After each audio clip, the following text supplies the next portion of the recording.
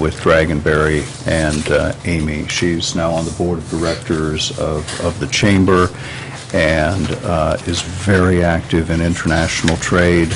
90% of all of our customers are outside of the borders of the United States. So if you want to make money, you sell it outside. And Amy actually has been helping one of our other successful businesses open up a market in Vietnam, which has a growth rate of about 17% or something crazy like that. But I'm just so thrilled that Dragonberry and Amy are part of these programs. So thanks, Renata, for making sure she's under our wings. Okay. Thank you, Renata. Thank you. Next up, we have Jamie.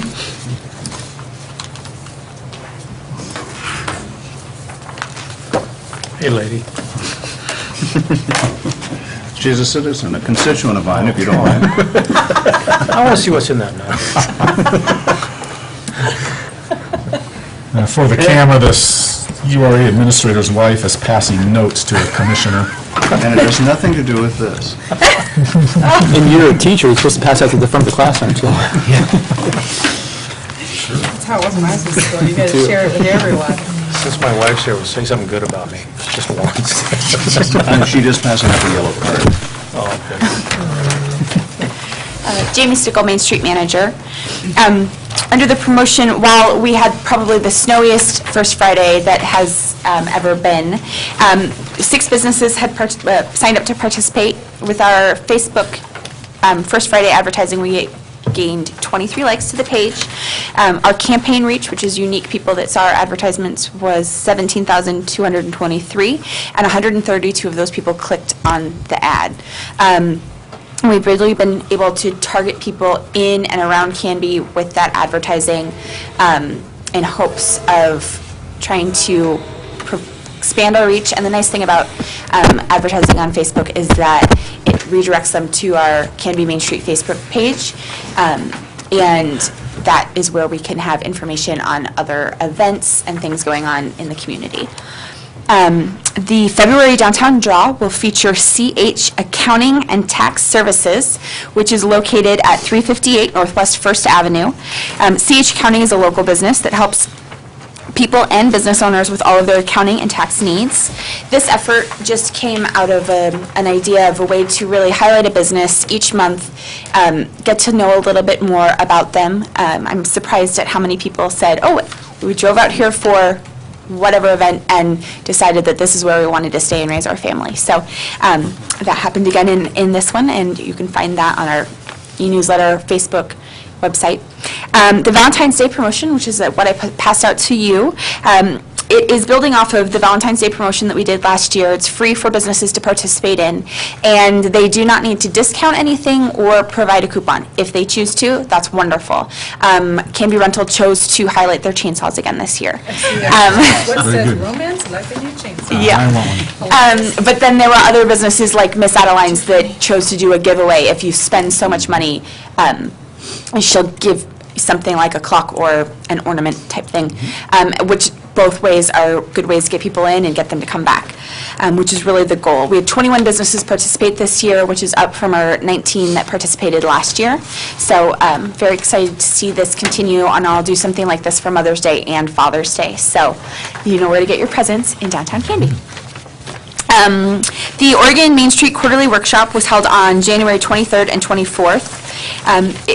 To be a part of the Oregon Main Street program, the program manager needs to attend the quarterly trainings. That does not include the national conference. This time we met in Salem to share our ideas and updates on what's going on in our communities, and then the next day we met in Dayton to discuss, or to listen to speakers talk about moving Main Street from committees to task forces.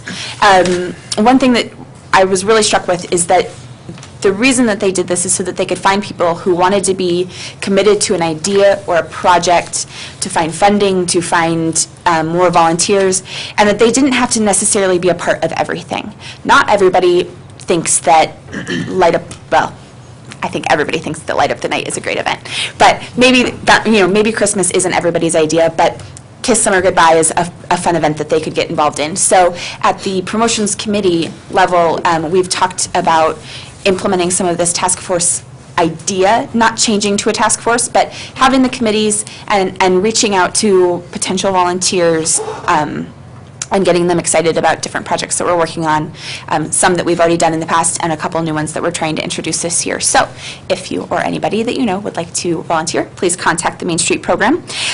Just back to the National Main Street program that we talked about, I would like to note that this year, like last year, I was able to get a scholarship to go, so my registration fee will be waived, which is just a nice help when we're talking about not being able to go for budgetary reasons. Just, it's a good way to help ease that cost. And when I said it was an 8, I didn't know that it was going to be snowy in May. So I don't know if that would have changed my number at all, but it never occurred to me that it's going to be really cold. So we look forward to, yes? I was just going to say, having lived in Minnesota for a number of years, it was still rather chilly in May. Well, So just watch the weather. yeah, take a sweater or two. It could be very pleasant right there. Washington State University, it snowed from Halloween until graduation, which was typically in May. So I'll just have to find some warm clothes and have some fun. The topic is, I believe, work in progress, making places and moving forward.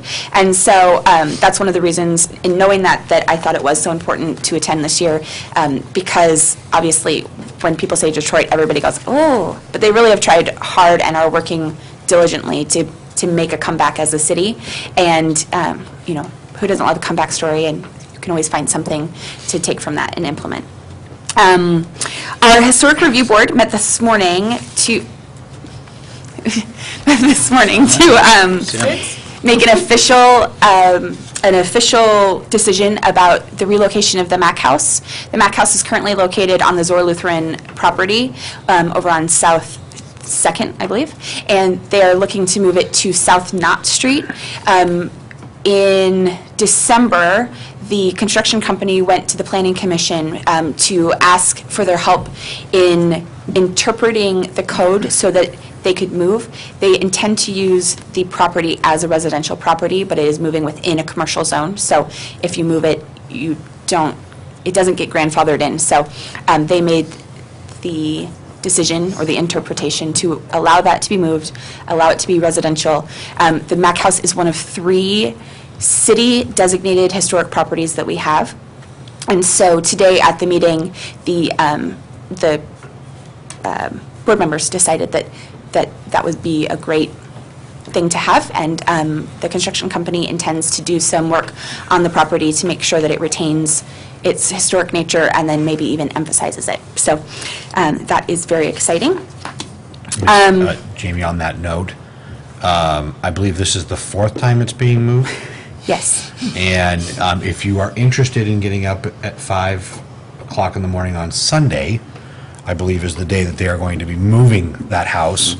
So if you are interested in, pardon me? The 23rd, I think. Oh, I was told it was this Sunday.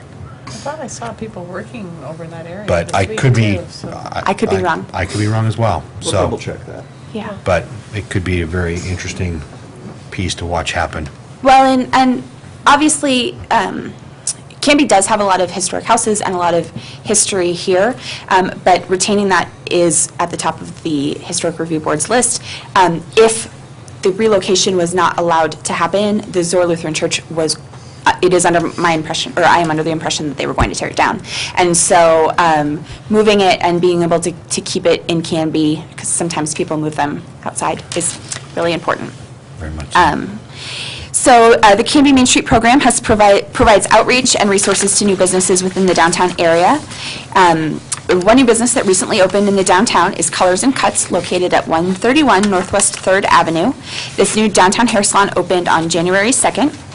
I met with the owner, Christine Rice, and we were able to involve her in the Valentine's Day program, talk to her a little bit about First Friday, the facade program, and just start the conversation that helps to be the link with the city, between the city and the businesses. We also have, myself and Renato, the Economic Development Director, have met continuously with Juanita Olson, who's opening, especially for you, the women's boutique at the Graham Building, which is 181 North Grant Street. And we just continue to help support new businesses or people who are looking to open new businesses. We don't have a ton of available property, but we do have some. So if you know somebody interested in opening a new business, send them our way. Moving on to design, the Arts and Culture Advisory Alliance of Canby, which is wordsmithing a new name so that it's not as wordy. But they met for the first time on January 22nd. They also met this Monday, February 10th. The Alliance is deciding that before they choose any big projects to work on, that they want to do some field trips in surrounding cities to get some information on what works. For instance, when we did First Avenue, art plinths were put in for potential sculpture projects. Lake Oswego and Milwaukee both have really strong rotating sculpture or outside sculpture programs. So identifying with them and seeing what works, and then also learning what doesn't work is something that is very high on their list. At the February 10th, at the February 10th meeting, we discussed a vision and a mission, and somebody had provided an idea of potentially, with the first project, doing something, an outdoor sculpture that would be interactive, that we wouldn't want to do something and then say, please don't touch this. But they were talking about a city that is near here that put in a beautiful sculpture that apparently, have not seen it, but is apparently very attractive to children. And then the sign that you see first is do not touch. And so we really wanted to be welcoming, and so we're kind of moving forward with finding ways to implement that and maybe places to do that. And it was really great to see the committee, or the committee come together. Everybody was really engaged, really excited, and really, really unified on the idea of making something interactive and having something that could really range for all of the different diverse aspects of Canby. And so I really look forward to working with this new committee. That's all I have. Any questions for Jamie? Comments? Mr. Chair, I'd just like to thank, it was the council that developed the Historic Review Committee, but to provide advocacy for these houses, I think as we get to a more booming economy, we're going to be facing a situation where some of these older houses are going to be looked at as at their lot being more valuable than their house. And we need advocates out there that are willing to say these houses should be moved.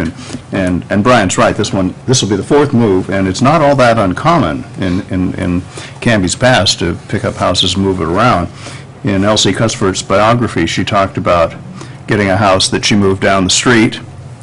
And I don't know if there were codes then, but she then goes on to say that she did the entire wiring and plumbing in the house. Herself. Yes, a handy woman.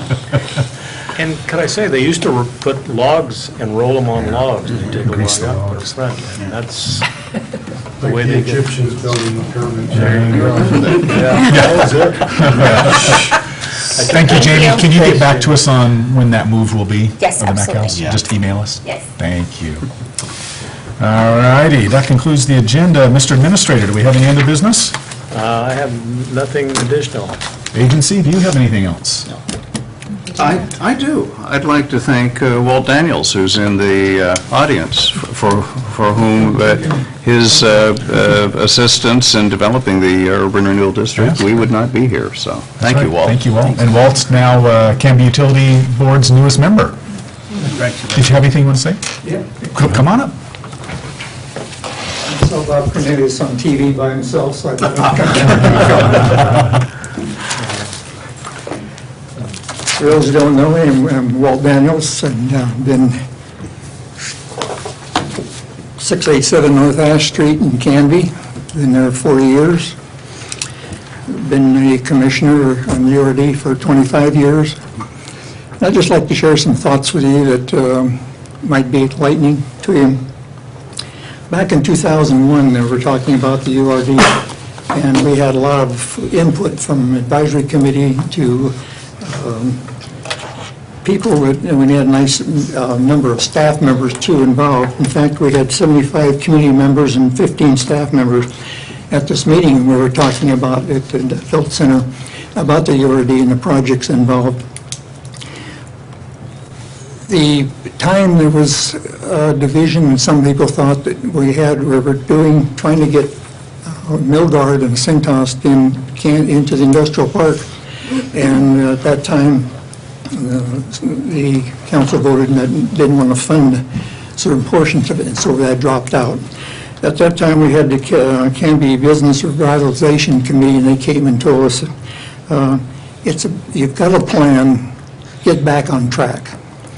The agency had set up a plan back in those years, up until 2005, that we were going to build Sequoia Parkway. Later, there was amended, and he said we're going to put in Hazeltale Way. Next one was project was the police station, 2nd Street, 1st Street, and then developed the City Hall complex here. All those projects have been followed through all the councils, all the way down through the line, and even to the point of completing those plans was developing the library complex.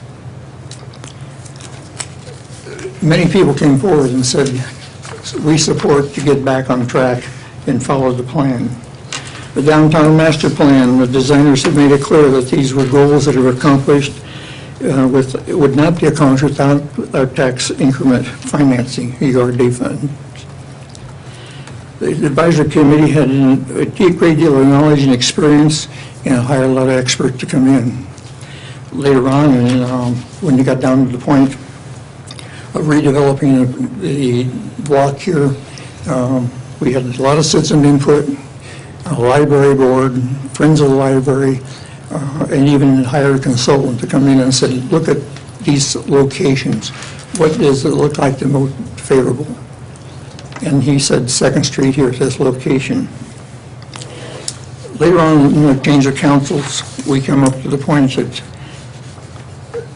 they did not want to do that direction. They voted that plan down. For what reasons? They said they wanted to go to 3rd Street because it was close to the park. And also, they wanted to stay off 2nd Street because it was retail property, or potential retail property. I bring up this point of, if you count the number of retail stores that have been developed in Canby in the last 15 years, I don't think you can, there's not enough on them, count on one hand. Most of the area you're going to have retail shops is going to have a lot of small spaces. We don't have that available. The closest one to it was the Grand Building, and that's been occupied. All at once now the council, the agency says, no, now we're changing. We're going to get farther away from the park, and we're going to take up retail space. So I just answer these questions. Look at the cost. You're taking some property that's in the tax rules. You're going to lose the tax increment, the money from there. You could build on the city present property which you own. And the original plan came out that we did not include Cub in the original plan. Even to the point that the planning commission talked about they only had to be 2-story. Prior to the change of councils, there was attempted to go to the planning commission and say, wait a minute, let's look at this again, about just doing a 1-story building. So again, look back on these things. The development of the library was an important issue way back in that time. I think they need to send out a signal to people so that it's clear. URD funds can be spent on public buildings, because we had attorneys tell us that. Someone on the council and the agency said, well, I don't want to use those funds. But now, once I get the feeling that this has changed, I hear a message saying, yeah, we're going to use URD funds. And so I think it's kind of confusing tonight is listening. We don't know where we're going to build it. We don't know how much it's going to cost. We may look at your plan And then, remember, this is just an advisory. We can turn down and vote either way. So again, I just think that some further thinking has to go into this, because you have the right, according to administer those funds.